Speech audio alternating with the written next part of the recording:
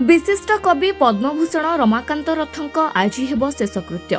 पुरी स्वर्गद्वार रे संपूर्ण राष्ट्रीय मर्यादा सह शेषकृत्य संपन्न हेब। एहा पूर्वरु आज सकाळु दिवंगत विशिष्ट कविंक शेष दर्शन करिसेंती मुख्यमंत्री मोहन चरण माझी।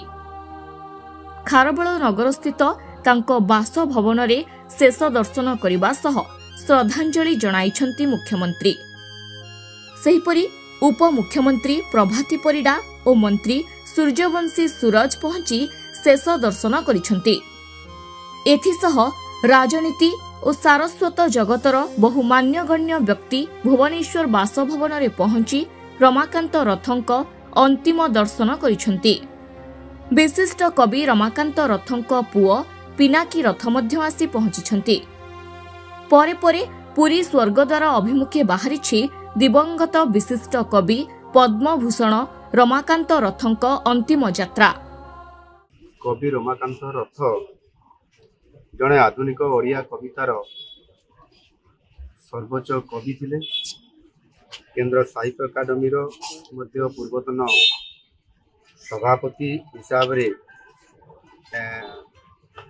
पूर्वतन सभापति से सेतेबेले मध्य साहित्य अकादमी को परिचालना करुथिले एवं निश्चित भाव में कह जाई परिबो जे एते बड़ गुरुदायित्व से नहीं आज ये तांकर जो विराट दायित्व थिला एवं ओडिया अस्मिता प्रति ओडिया साहित्य जगत प्रति जड़े कवि हिसाब रे जेभली भाव में से तांकर कलम मुनरे जो साधना करी चली ताहा आज केवल ओडिशा रे नुह सारा भारत वर्ष रे आज तांकर सुनाम एवं तांकर जो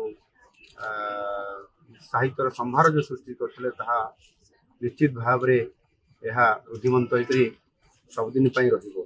प्रशासनिक अधिकारी भावे सर्वोच्च दायित्व रे रहिबो। साहित्यर स्रष्टा भावे साहित्य एकाडेमी ठू आरंभ करी कालजयी कविता को कलम मन उठेबा समाज को दिग्दर्शन देखा कारण पद्मभूषण दायित्व माने उपाधि घोषित करा जायतिला।